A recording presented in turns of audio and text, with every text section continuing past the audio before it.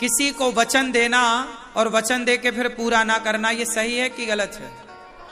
हाँ, इसलिए मैं आपको एक सलाह दूं, आपका भाई होने के नाते और आपका बेटा होने के नाते और मेरे जीवन का एक अनुभव भी मैं आपको शेयर कर दूं।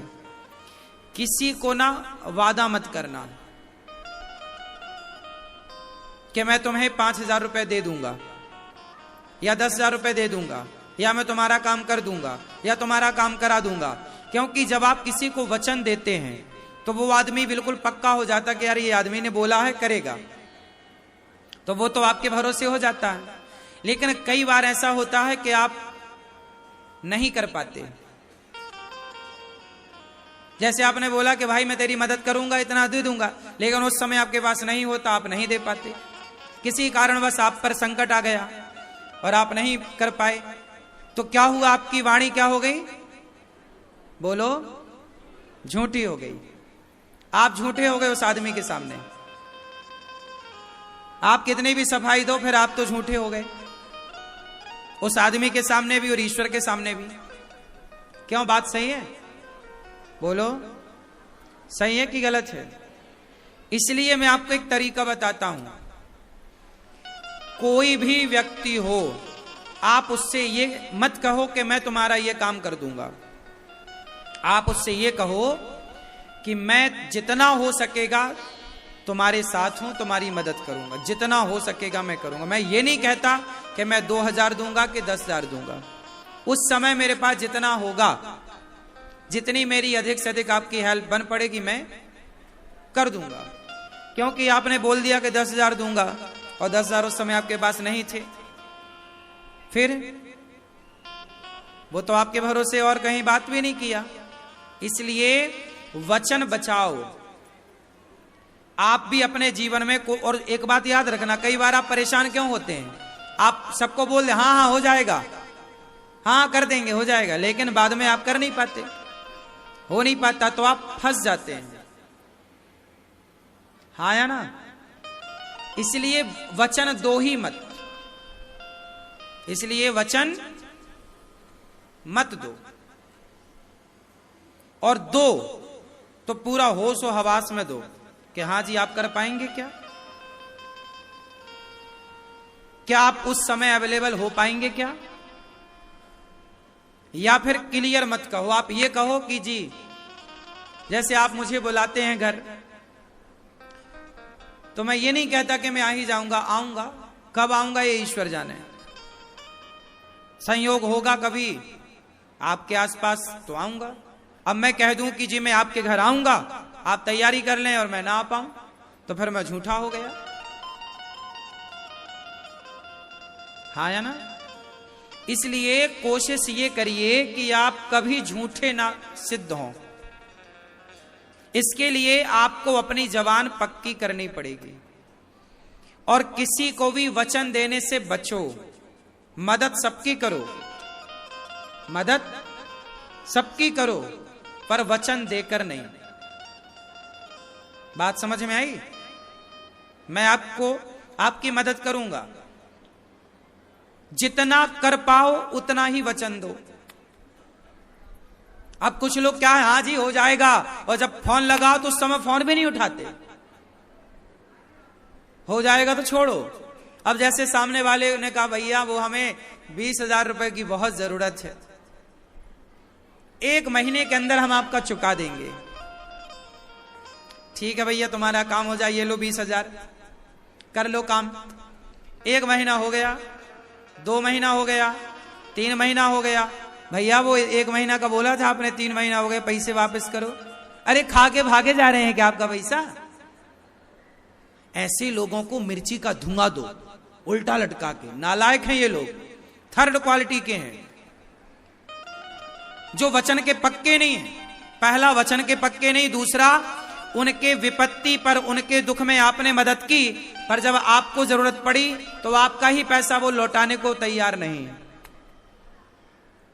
सब समाज में सबसे थर्ड क्वालिटी के लोग वो होते हैं जो किसी का पैसा लेकर के वापस नहीं करते। वो सबसे थर्ड क्वालिटी के नीच होते हैं वो लोग। नीच शब्द इन्हीं के लिए बोला गया है। कि आपकी मदद तो सामने वाले ने कर दिया, आपके मुसीबत में तो वो खड़ा हो गया, लेकिन जब उसे जरूरत पड़ रही है तो उसी का पैसा आप नहीं दे पा रहे हैं।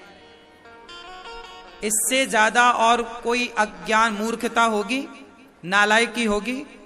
ऐसे लोगों से बचो, ऐसे लोगों से रिश्ते ना रखो, वरना आप दुखी रहेंगे।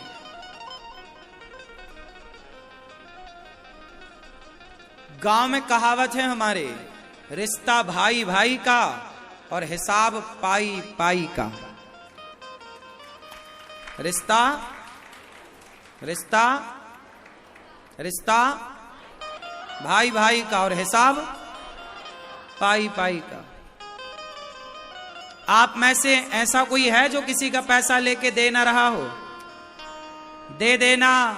यदि तुम किसी का पैसा खा के मर गए तो अगले जन्म में उसका कुत्ता बन के यह बैल बन के चुकाना पड़ेगा तुम्हें।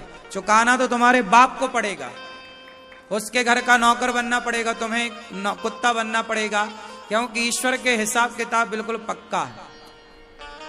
मैं आपको एक बात और कह दूं, मरने के पहले किसी का लेन देन बाकी ना रहे, सब हिसाब किताब करके ही मरो बिंदास।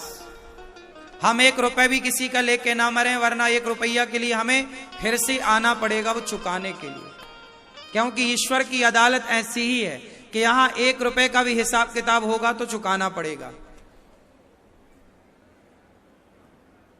सच बताओ, तुम्हारे घर में जो कुत्ता है वो कौन है? फ्री में तुम्हारी तकनबारी क्यों कर रहा है? जरूर ये पिछले जन्म में तुम्हारा पैसा खाया होगा। कुत्ता इतनी ईमानदारी से काम क्यों करता है? वफादार होता है? अब तो होना ही पड़ेगा, तुमने खाया है पैसा, तो अब इस जन्म में कुत्ता बन के तुम मालिक के घर भौंक भौंक के चुका रहे हो। तो आप भी कुत्ता बनना चाहें तो पैसा खा के मर जाना, और कुत्ता नहीं बनना, मरने के पहले चुका देना। हाँ या ना? आपने लिया किसी का पैसा? काली शर्ट वाले, सही बताओ, चुका देना, सच बोल रहा हूं।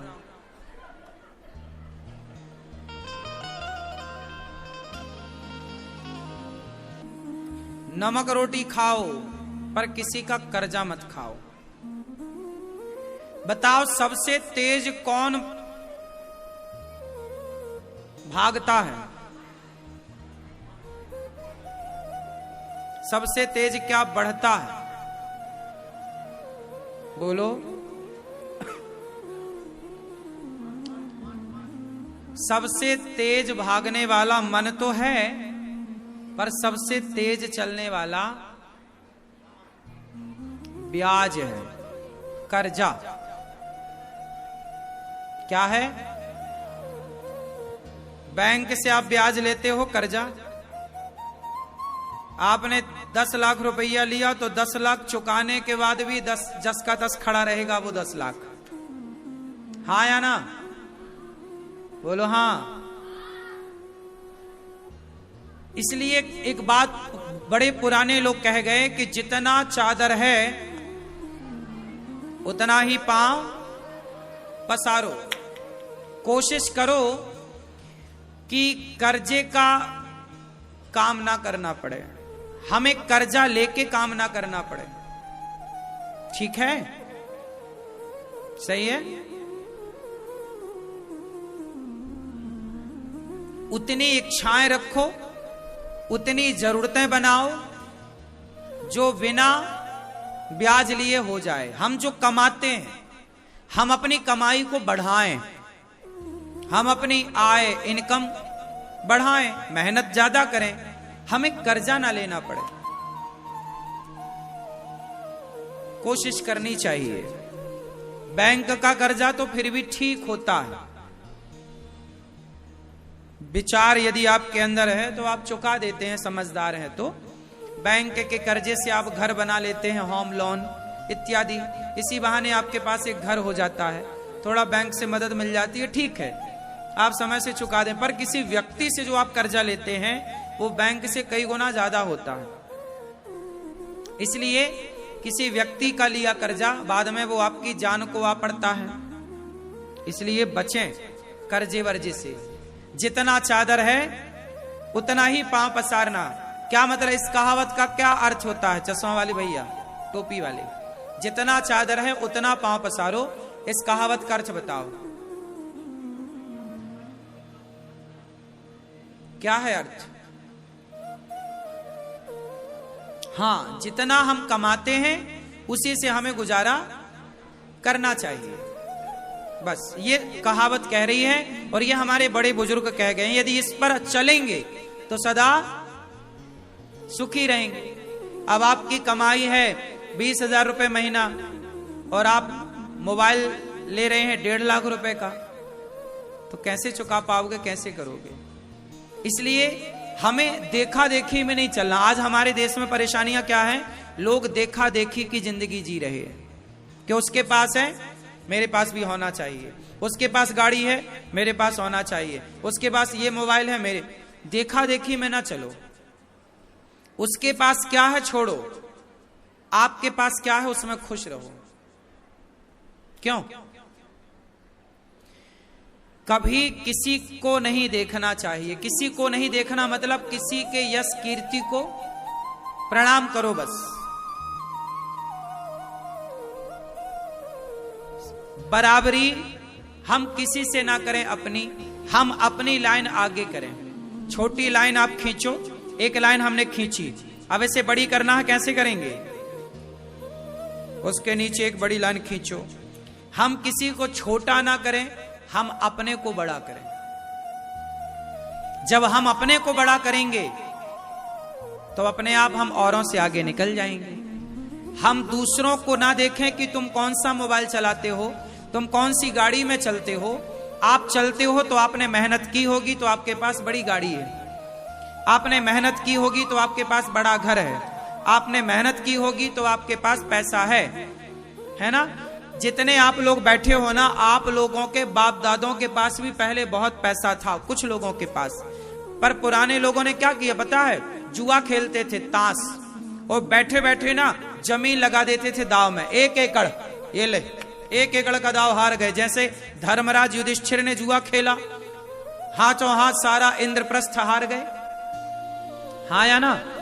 और पूरी इंद्रप्रस्थ और धन धान्य तो छोड़ो, पत्नी हार गए। और पत्नी हारे और 12 साल का वनवास पा लिया। और ये स्थिति केवल धर्मराज की नहीं हुई, आप में से बहुत लोगों के पुरखे बाप दादे ऐसे थे जिन्होंने जुआ में जमीनें हार गए, हाँ या ना? है कोई आप में से ऐसा जिनके बाप दादे जुआ में जमीनें हारे हों? 1 एकड़, 2 एकड़, 50 एकड़ जमीनें थी पर जुआ खेल खेल के सारा हार गए, हाँ या ना? तो उन्होंने जमीन का, पैसे का, समय का क्या किया? दुरुपयोग किया। तो वो आपके पास, आपके खाते पे 1 एकड़ भी नहीं आ रही है या 4 एकड़ भी नहीं आ रही है, क्योंकि सब खत्म कर दी, उन्होंने बनाई नहीं। इसलिए आज जिनके पास जमीन जायदाद है उनके बुजुर्ग लोग समझदार थे कि उन्होंने जुआ नहीं खेला, उन्होंने गलत राह नहीं अपनाया। इसलिए आप किसी से ईर्ष्या मत करो कि उसके पास बहुत पैसा है, वो उसके भाग्य का है। जिसके पास जितना पैसा है वो उसके भाग्य का है। अब आप अपनी लाइन बड़ी करो, अर्थात आप अपना मेहनत करो, अपना सेल्फ डिपेंड बनो और आप आगे जाओ। आप मेहनत करो, इतनी मेहनत करो कि आप सबसे आगे जाएं। आपके लिए भी संसार खुला है, खाली है, हाथ पांव आपके पास भी, करो मेहनत। अब किसी को देखने से कुछ ना हो पाएगा, किसी से ईर्ष्या करने से कुछ ना हो पाएगा, अपनी लाइन को बड़ी करनी पड़ेगी। बात सही है? समझदारी ये